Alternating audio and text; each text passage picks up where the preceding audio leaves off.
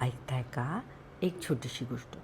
एक दिवशी जंगलामध्ये वाघोबा आणि कोल्होबा समोरासमोर येतात. कोल्हा घाबरतो.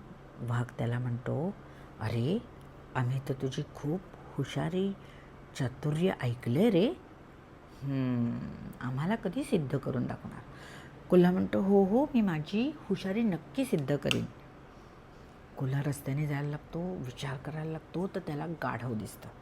गाढव दिसल्याबरोबर कोल्हा त्या गाढवाला म्हणतो, ऐकलंयस का? ह्या जंगलाचा नवीन राजा शोधण्याचं काम सुरू आहे. ताबडतोब तू त्या राजाला जाऊन भेट. गुहेमध्ये बसलाय बघ वाघोबा.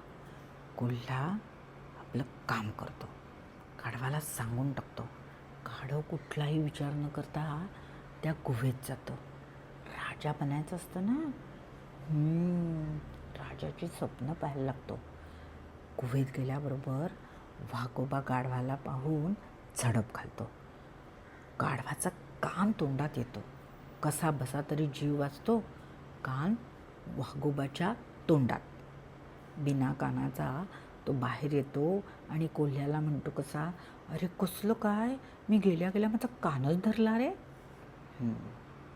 तुला कळत कसं नाही? अरे, राजमुकुट घालायचा आहे, तो कान मध्ये येत असेल म्हणून काढला असेल त्यांनी. हो की रे, खरंच खरंच, अगदी बरोबर आहे रे. परत तो त्या गुहेमध्ये जातो. परत गाढव आलं म्हटल्यानंतर वाघोबा परत त्याच्या अंगावरती झडप घेतो. गाढव आपला जीव वाचवण्यासाठी पटकन वळतो, पण वाघोबाच्या तोंडात गाढवाची शेपटी येते. शेपटी तुटते. धावत रडत पडत गाढव कोल्ह्यापाशी येतो. तो म्हणतो, नाही नाही, काहीतरी चुकतंय. हा राजा आहे ना, तो राजा बिजा शोधत नाही आहे, स्वतःचं कहाणं शोधतोय. कोल्हा म्हणतो, अरे मूर्ख आहेस की काय? त्या सिंहासनावर बसवायचं आहे, तुझी शेपटीमध्ये येत असेल म्हणून त्या राजाने तुझी शेपटी काढली आहे. हो रे, सिंहासनावरती बसणार, शेपटीमध्ये येणार, काढलीच असेल म्हणून तो परत त्या गुहेमध्ये जातो. आता काही वाघोबा त्या गाढवाला सोडत नाही.